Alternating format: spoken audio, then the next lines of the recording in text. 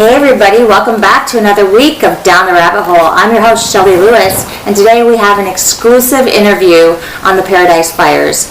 I have two expert testimonies from retired fire captains John Lord and Matt, and we're going to examine their findings after their many hours of investigations. Some of the topics this 3 hours that we have together will be including dues, smart meters, and some of the forensics. So without further ado, welcome John, Lord, and Matt. Thank you for having us. Thanks, Shelley. Thanks. John, could you please introduce yourself and tell us a little bit about your background? Sure. My name is John Lord, and I am a veteran of the fire service. I'm currently retired and have been retired for about 10 years and researching the truth very heavily during that whole interval. So I woke up somewhere around 2008, 2009 and started diving down rabbit holes. Nice, we love that. Digging below the surface. I also have a lot of experience working with the fire academy and the paramedic academy teaching. So Wow. about 20 years. Wow, and your background is also military. You're a veteran. I did 4 years in the Navy prior to getting trained as a paramedic. Yeah, so you have a lot of medical background, a lot of medical expertise, and how to save lives. And so you carried that with you into the firefighting. Yes. So thank you for your service. Oh, thank you. Helping.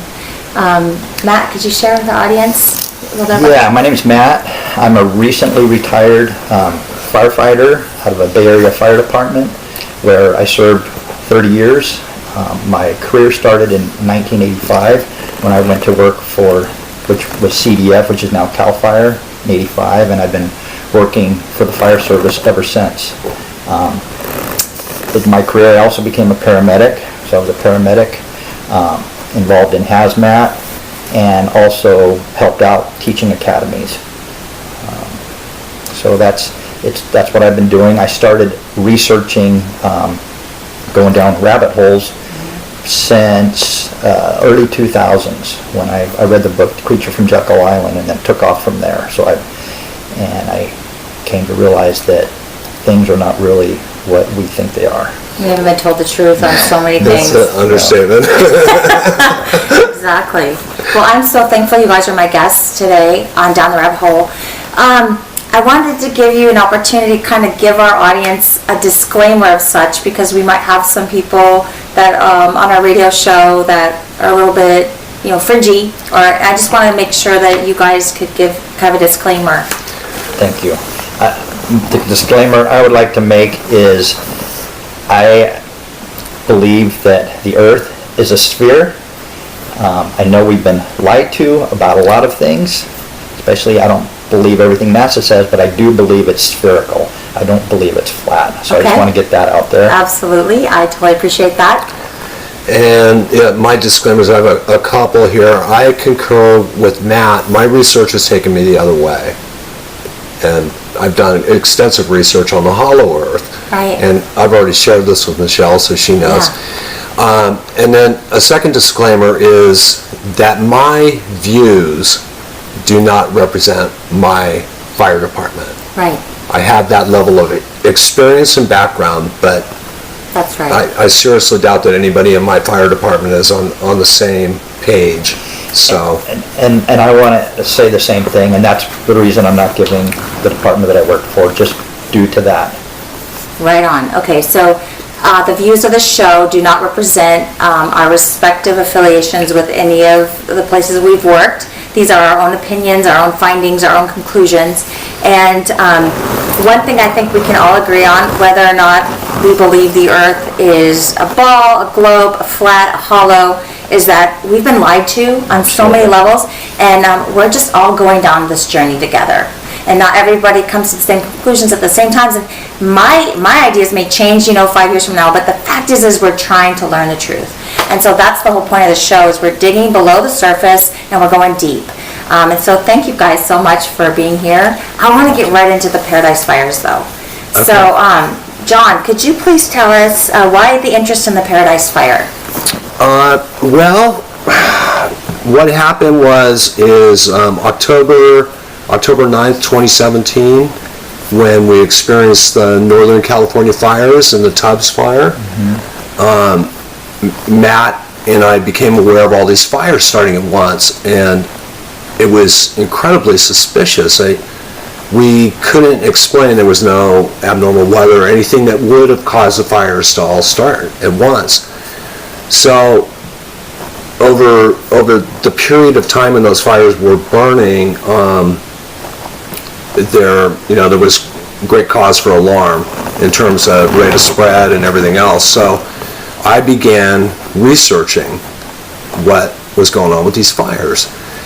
And what I came very quickly to see was not only was the number of starts and the rate of spread with these things highly unusual, is that there were so many anomalies with the fires that I started doing a deeper dig into it.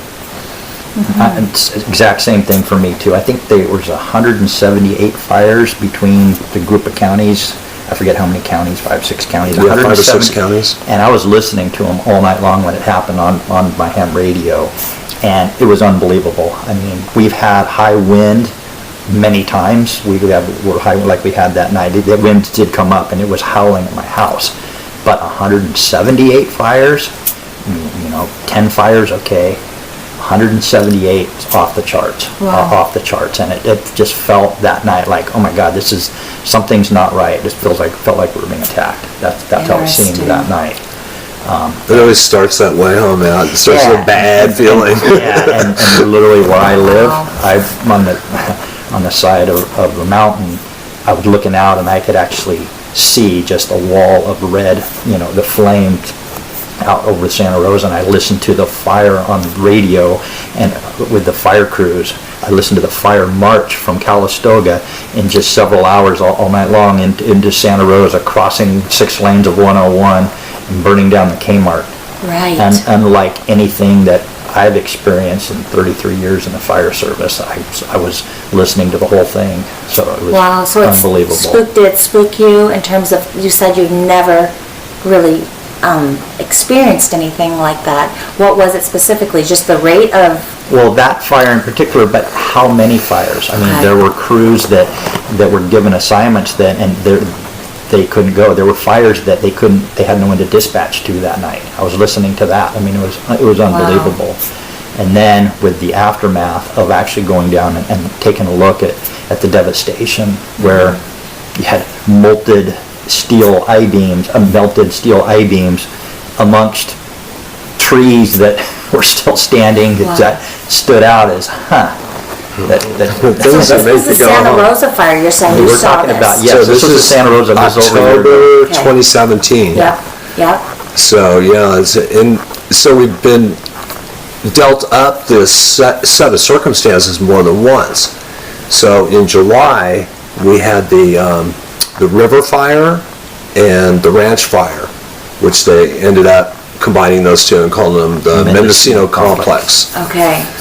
And usually they name a complex fire when the fires join together, which I don't really think that they did, but anyway, that's what they did. Mm-hmm. So they were burning from west to east. Which is unusual. No, that's... Is it west, east to west is what happened in Paradise, right? Right. Okay. But they were coming down on us like a freight train, and they went to evacuation for here. Whoa, Lake County. Okay, so we went to advisory, and I was already aware of the fire, so I was all ready to go. I had everything I was going to bring with me all packed up, and they very quickly went into mandatory evacuation. I talked with a few of my neighbors. I said, hey, they're going mandatory evacuation. Don't wait too long to get out. And I hit the road. Wow. So, very alarming. And I was actually unable to get back into my house for 5 days. Really? So, yeah. So you're saying that the way the fires were, you recognized the same kind of pattern that you saw in Santa Rosa, as well as what you were seeing happening in Lake County.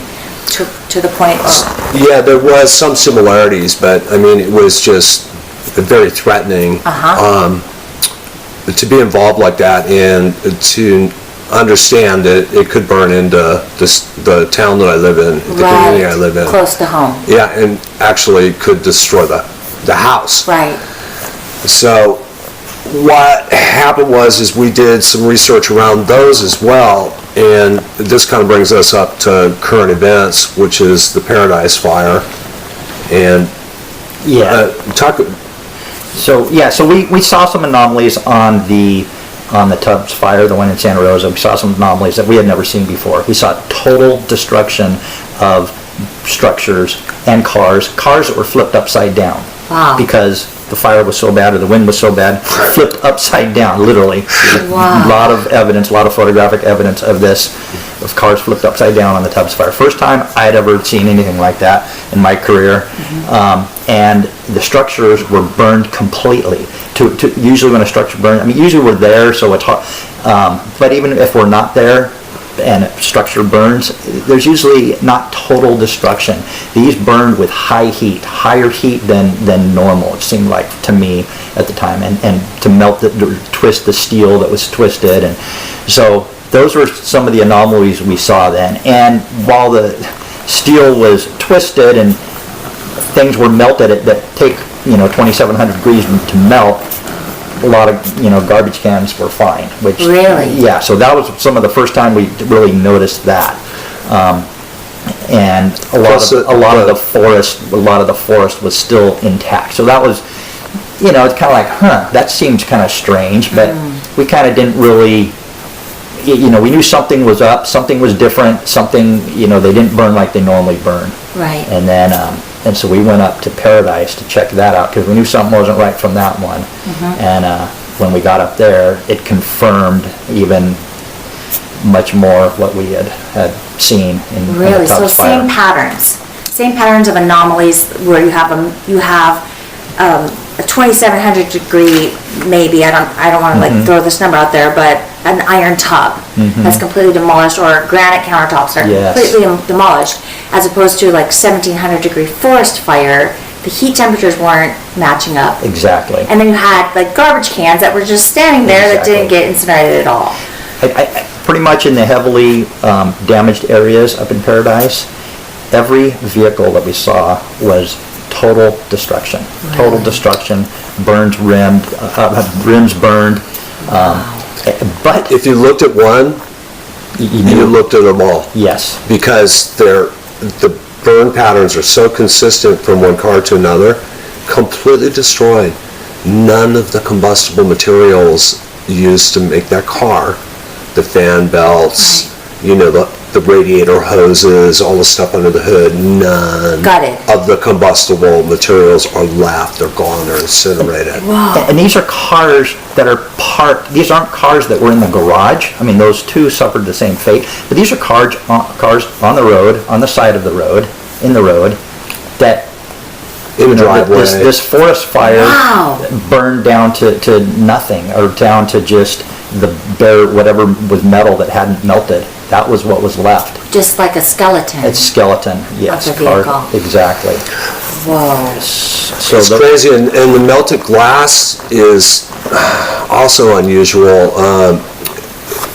Consistently, we found evidence where it had burned the rubber gasket or the adhesive that holds the windshield into the body, where that had failed and the windshield had kind of fallen inward across the top of where the dashboard would be, and the glass literally formed to the channeling around the windshield. So it didn't Melted. It didn't melt per se, but Okay. it got hot Hot. enough to distort. Whoa. And then there was some in the vehicles. I was able to see some evidence of molten glass in the vehicles, Really? but that was more common to where it took so much heat. It just kind of Kind of formed. warped it? Yeah. Warped it. And all these subdivisions and communities that we came across in Paradise, a lot of them had some decent separation between them. And if all the canopy had been burned, if it had been total devastation throughout the forest, then it would have been easier to explain that, hey, this thing was just so hot, that's why everything burned the way it did. But the canopy never burned on this fire. The canopy, you mean the trees, the tops of the trees? Tops of the trees. The tops of the trees. So, which on a good, real bad fire conditions, that's going to happen. A real hot forest fire, that's going to happen, and that didn't happen.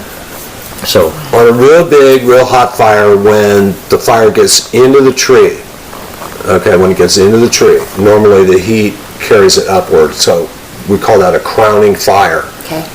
So, and we were not seeing evidence of that. Remember that when we went up toward Magalia and we're looking at the canyon part where it burned? yeah, by Pence. Yeah. Yeah, so we did see we saw some serious anomalies. So we went up Pence Road and we were looking to the west on Pence Road before you get up towards Paradise. And it's a pretty steep gorge. Looking down, it looked like a normal forest fire, vegetation fire. You could see everything had burned like you would expect it to burn.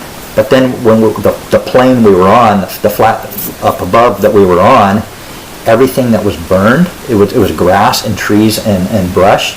All the brush was burned at the base. Literally burned out at the base, and the roots were burned down. But the dry leaves on the manzanita were unburned. It was only burned at the base, and that's what we saw time and time again. All oak trees, all these trees were burnt from the inside out. Wow. And that was just unusual. So it was almost like it looked like two different fires. The down in the gorge in the canyon looked like what you'd expect, a ripping normal fire, and then up above where you had the fuels weren't as close together. The thing that caught my attention when we were driving there is the fact that if my arm is a tree, is the fire concentration never got into the tree top. Right. So it was almost like it burned the mid-range part of the tree and left the crown alone. Wow. And that is highly unusual, because usually, with the heat rising, even if it's being driven by wind, it climbs into the crown real easily and then burns the entire tree. But what you were saying is that you said it looked like just the trees were being burned from the inside out. Being What would burned cause that? from the base, burned from the base and burning down into the roots. I'll tell you the story about the one we saw at the school. So, we've never seen, if it was one tree that we had seen, that's weird, I wonder how that happened. We probably looked at, 50 trees that happened to, Matt, up there? At least, lots and lots of trees. We had... It's just the ones we saw. Wow, I'm gonna check one thing. You guys keep talking. So, Okay. we went to Pearson Elementary School, and there was a large tree that was inside the blacktop. It probably had 60 feet plus, at least, all the way around it, of pavement, of blacktop around it. It was cut off about a foot level high. All the exterior bark was fine. It was unburnt. It was, maybe 2 inches thick. Inside was completely burned out. Wow. So I have, how do you explain that? And I've heard, I saw a video trying to explain it gets into the roots. Well, the roots were unreachable due to the pavement that was over it. So that doesn't make any sense to me. So somehow these trees were burned really hot at the base, and that's where they got really, really hot. The other anomaly with a lot of these trees is some of them you'd have dry grass in the area or dry leaves on the ground that were unburned, and that was just unexplainable to me. Yeah, the area we surveyed going up Skyway from Chico. Yeah, the first The day.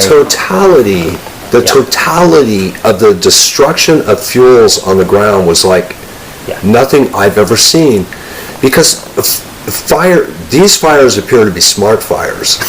I like that term. I like that. So, and they're also very selective about what they burn. Wow. Okay, but the totality of the destruction, it left nothing. It was down to soil. So you would expect to find, pockets of pine needles and leaves and other organic debris, and we couldn't find any of that.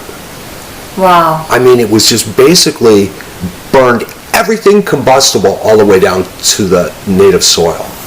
Really? So it's, And this was a very large geographic area that I'm talking about.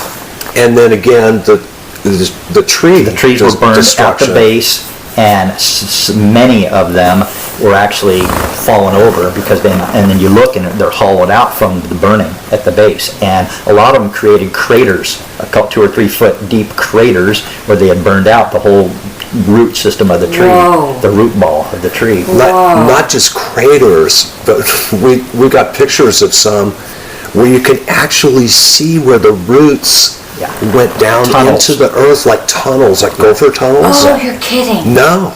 And there was no evidence of any charred wood inside those holes where the roots used to be. So like disintegrated them. Almost just like it disintegrated them. I didn't see any ash in the ones that we looked at. I didn't see any charred wood. Whoa. They just were like literally gone. Like uprooted, literally, without a trace. Like somebody uprooted the tree almost and left a hollow there, without disrupting the soil. Wow. It was the most Like it bizarre thing I've ever seen.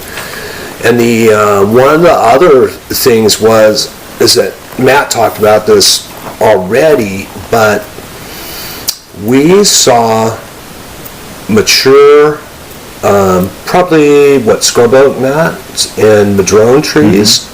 I mean, we're talking good-sized trees, right? So these madrone trees and these scrub oaks, where there was destruction of the trunk down near grade, and then the tree just kind of Wow. in all directions, and none of the branches were burned. Whoa. There was no indicators of any burning on any of the branches or the foliage, So just the base of the tree. just the base of the tree. And like manzanita, it actually usually has several branches that go up. I saw several manzanita bushes, big ones, where they just, instead of, it's all just down burned because the base had burned. So they In just all open up. directions. Wow. Just like an umbrella, an Yeah, open umbrella upside down, interesting. yeah. Interesting.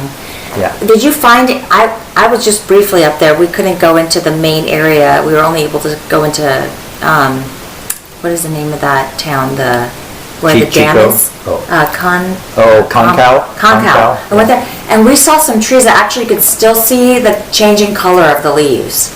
So it felt like it was autumn up there, but then there on the base it was burned. Did you see that too? Absolutely. So that was my point, is a lot of these burned at the base, and a lot of these leaves that they had, like manzanita, a lot of times being if it's a ground fire, that's going to cause Highly total combustible. devastation. Highly combustible. The Right. dead leaves, because a lot of Right. times in manzanita, they're still standing, half the branches are dead already, because that's just the life cycle of them, and half are still alive. And all the dead leaves were unburned. But at the base, it created a crater. Wow. So that's not typical fire behavior from a wildland or vegetation fire. That's just not the way that I've been on a lot of them, and I've never seen anything like it. Wow. So, And this example that we're giving with the trees, it wasn't just isolated areas. I mean, we saw it just repeatedly Yeah. over a large geographical area that had been involved in the fire. So, Well, could you talk about the guardrails that you saw up there? 'Cause you mentioned it about the fire. I have to backtrack a little bit Okay. to tell you about the guardrails. Okay, so the river fire burned over 175, which is Hopland Grade. Okay. And the ranch fire burned down Highway 20 from west going east. Okay. Okay. And it's probably a little better than a week or so after the fires were out and things kind of returned to somewhat normal. I had to go to Ukiah, actually down to Petaluma, and I was taking my old toolbox down to my son, so I didn't want it rolling around and back on Hopland Grade. So I took 20 west toward Ukiah, and I had already become aware of this guardrail destruction, Okay.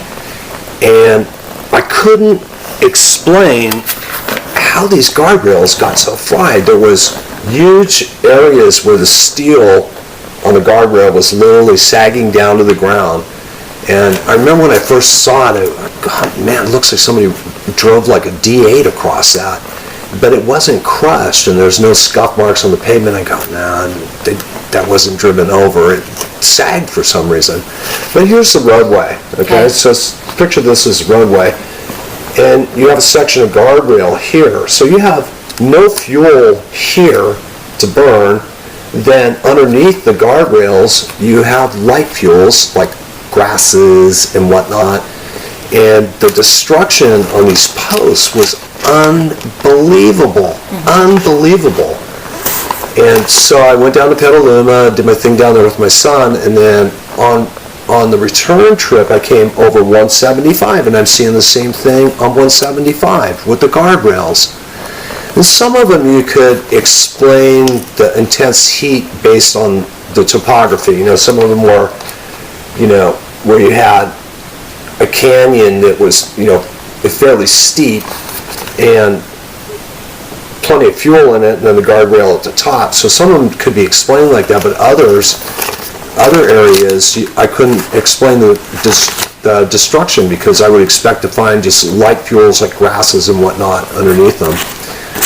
So I got really suspicious of that, and then secondarily,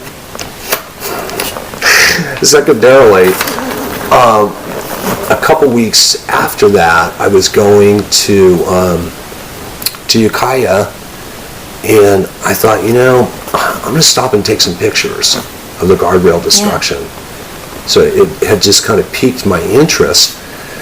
So I'm driving through, and flagman ahead, one lane ahead, okay. So we got stopped right around Blue Lakes, and by the time we got rolling, there was, 100 cars in line. Right, kind of makes it hard to selectively pull over and look for evidence. Okay, Right. and I'm experiencing the biggest Caltrans crew that I have ever seen. Right. And I have lived in California all of my life except for the 2 years I was in Japan in the service. Okay. I have never seen anything like that. And this was fairly soon after the fires. Mm-hmm. So they sent this army of men and machinery, and they were replacing all these guardrail sections. Interesting. Okay, and then on 175, Hopland Grade, same thing's going on up there. Guess what else they're replacing? All the pipes? The culverts. Wow. Oh, they melted? The culverts? We don't know. We don't know. Wow. But they're replacing them for some reason. That one I couldn't figure out at all. Wow. And could you explain to our listeners, what is a culvert? Generally, under the roadway, a culvert is heavy steel, corrugated, galvanized steel. And it's just to allow for runoff. The ribs of the road, or where the guardrails are? It's where water flows underneath the road. Okay, Underneath got it. the roadway. So it doesn't wash out the road. Yeah. It's like a big pipe. Wow, underneath so under the road, they're replacing those. Yeah. Okay. Which they had to cut the pavement and then pull the old one out and put the new ones in. So, Yeah, and so to talk to on top of what he's saying, I noticed the same thing. And what I noticed, and he was talking about, where these guardrails typically are on the side of the road, the fuel is sparse, okay? And you'll have light grass often, very light grass, sparse, not, a little here, a little there. Right. And what I noticed is I saw a lot of posts burned that, how did that burn when some of the grass around it didn't burn? That was the part that... there wasn't enough fuel around it to support the destruction of the posts. And so that's when I started, it just didn't make sense to me. How come, and so then I started thinking, God, I wonder if something to do with the metal. That was what, and I think we were both kind of thinking, I wonder if the metal has something to do with that. Wire just doesn't make sense for a normal fire. I wonder if something's different. Something's different. These are 6x6 posts, which, you know, if you have fuel up against them, they'll burn, but these didn't have, a lot of them didn't have fuel up against them.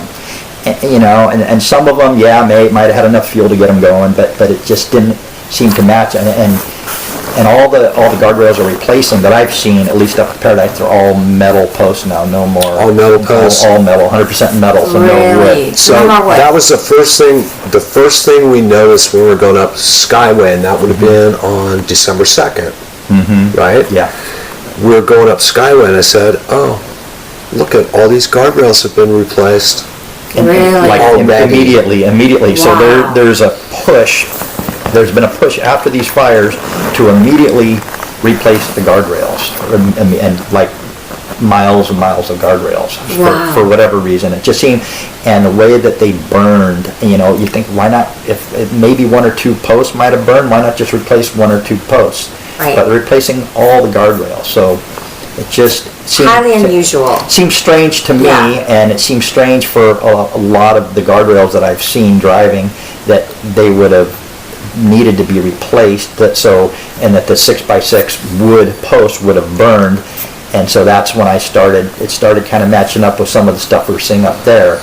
Metal cars, total incineration to Yeah. metal cars, plastic garbage cans. Talk about the fine. wheels, Matt. Right. Yeah, so the wheels of the vehicles, so this is, and this is all kind of speculation, but one of the things with the wheels, again, when we both fought a ton of car fires over our career. The thing is, we usually put them out before they're totally down to nothing, so that can skew our view, but we've come across fully involved cars that have burned when we weren't there, that happened in the night and no one called them in or whatever. So we've seen both, but Okay. like he said, every car, total destruction, nothing left except the steel, the steel belt were all there, but nothing left at all that was... The wires The in a wires. steel belted radial, A radial tire? Yeah. but the tires were completely destroyed. Whoa. And the it's- rims. and it's like boats, trailers, you know, these vessels that wouldn't readily burn, that were on pavement, that down to nothing. I mean, so Wow. completely. So it's just, where did the heat come from? How did that happen? And so. We couldn't explain it, in most cases, we could not explain it by the surroundings of the vehicle. In other words, some of them were parked in parking lots or in driveways. There would have been no fuel source, but obviously something caught him on fire. And as I said before, all the combustible materials in there, which when you think about your car, you've got plastic panels, Yeah. plastic yeah. dashboard, Yeah. your seats are plastic generally, Steering wheels, all steering of that. wheels, carpeting, Wow. but just absolutely no evidence of any combustible material in there. Complete devastation. Of these vehicles. Complete devastation. And your job is to, as firefighters, is also to kind of recreate the scenario of how could have this happened? And you're saying this doesn't make sense. It's in a freaking open parking lot where it's just pavement. What triggered this fire to So this level? back to the wheels. Okay. I did not observe any cases up there with total destruction of the cars where it melted steel rims. Okay, steel rims. I didn't see any evidence of that. They look to be generally intact, Okay. but the alloy wheels that are commonly on... Aluminum? The aluminum? Yeah, it's an aluminum alloy. Right. So those were actually melted, and then there's rivulets of what was molten aluminum running down the street. And I think we've all seen images of that by Right. now. But again, that was a consistent finding. What kind of heat does it take to melt the alloy wheels? Do you know offhand? It's a range, okay? It's a range. 1,200, something like that. I think, Well, alloy's probably a little more. yeah, A little more, like, yeah. like, it's a range, Yeah. maybe like 1,300 to 1,500, I think. Yeah, that sounds probably. Gotcha. But here's the other Yeah. thing, and this is like a really an important point to Okay. make. When you think about a guardrail, you're talking something that's maybe 30 inches high Okay. off the ground? Yep, Okay, so heat likes to go up. Yes. Normally. yep, Okay. Yep. So we already discussed the lack of fuels underneath the guardrail, okay? And the same with the cars, because our experience tells us that on a fully involved car fire, that normally there's not enough combustible materials around the tires to cause that kind of destruction. So, typically you'll have, your outer fender Right. of the car, and then there's a wheel well on the inside, and typically those are plastic. But it's highly unusual for something that is that low to the ground to receive enough heat from other things that are burning to cause that kind of destruction. right, because you're saying it has no fuel, there's no There's not enough grass, fuel there's around no it, exactly. leaves to like spark that. And And so- I am saying that the inner well is combustible, and Right. Matt and I have both seen, flames blowing out of there. But typically in a fully involved car fire, the tires do not fail. Mm-hmm. And, once in a while one will blow. It'll get enough heat, Right, right. and it also, Right, you'll hear it blow. But I have was on never... every vehicle. Every vehicle, Every every vehicle. vehicle, total destruction, every vehicle, and that's where the anomalies, and the So wild. same with the structures. And that's, Uh-huh. and one thing we noticed with the structures was, we went up one place, say up Pence Road, and we saw a couple, the house, all the walls fell inward. Total destruction to the house, all fell inward. The stucco walls that had fallen inward, they're fine. But Okay. total destruction to the house. Total Okay. destruction to the house. A garage, same thing.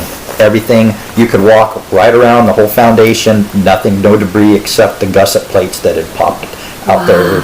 Everything had fallen inward, which told us that these structures are pretty, they look like they're burning from the inside out.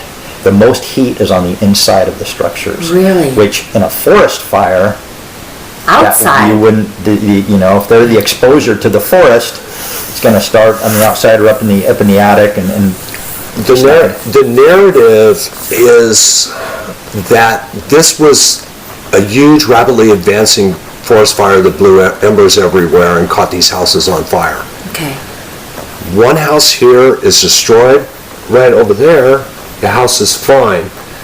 And Matt and I did not see the evidence present for that theory to hold. In other words, what we saw were the trees around these homes that were completely destroyed, where the trees were burnt,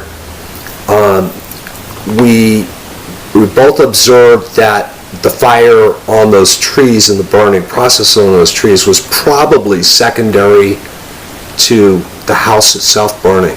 interesting. So it's the other way around. Instead of the Interesting. forest, burning in and burning these houses and consuming it, our evidence showed us time and time again that, forest was the exposure.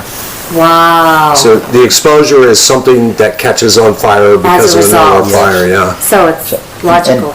Go ahead. And back to the metal having some significance to guardrails, posts catching fire, cars burning completely.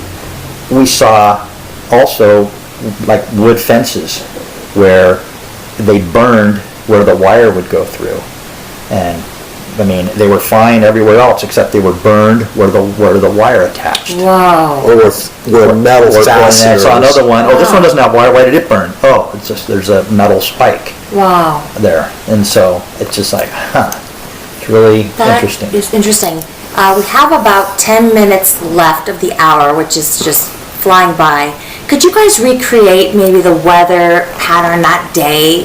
What did you hear of the fire? Did you get any information about winds or what the temperature of the I know that PG&E had been putting out alerts that they might shut off power in case of high winds. Okay. I do know that was going on, but Yeah. obviously I don't live up there. Yeah, right. So we did have some witness accounts talking about heavy chemtrailing. Okay. I'm just going to come right out and say Yeah, we're gonna- chemtrailing. We're gonna cover that next hour, which I'm so thankful for. Yeah, and I probably may be the same witness. I mean, there was a witness that we interviewed up in Magalia, and they had mentioned that they walked out and everything seemed fine. Everything seemed calm that morning. First Right. thing, everything seemed calm and Right. fine. Right. So, Smart winds.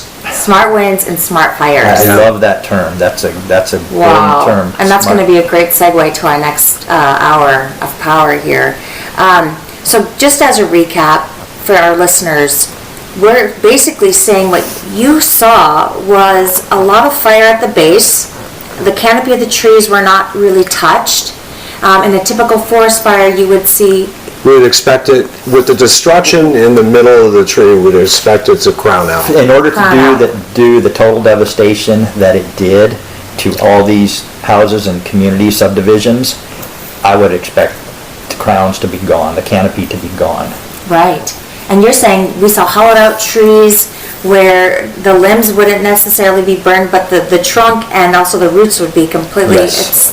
That was incinerated. consistent over and over again. So Over and the over. concentration of heat appears to be close to the ground, Yeah. down. Down on the Yep. ground. Yep. And then you're seeing these cars, same concept, where there's nothing around to spark the fire of a car. All the cars that you've seen, for the most part, are incinerated, except for just the cage of the car itself.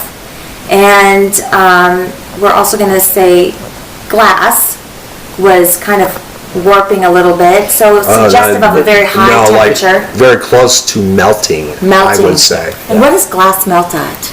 Do you know? It's 3,000? 27, somewhere Yeah, in there. 26, 27, Yeah. 100 Yeah. degrees. 26, Yeah. 27 degrees. So we're not dealing with a typical forest fire. In all the years, you had mentioned that this is a huge anomalies. You've never seen fires behave like this, but now you're starting to see kind of these patterns with the Tubbs Santa fire. Rosa Tubbs fire, the lake fire up here. Pictures I've seen from the car fire, same thing. So, So, overturned yeah, vehicles. when we were up there on the 7th, we tried to get into an area and they denied us, they wouldn't let us in. And the California Highway Patrol officer was really nice, and he basically said, look, he goes, this could be straight with you guys. When we come out here, we do our shift, and he says, we get a briefing. And they are doing work back in there that makes it too hazardous to go back in.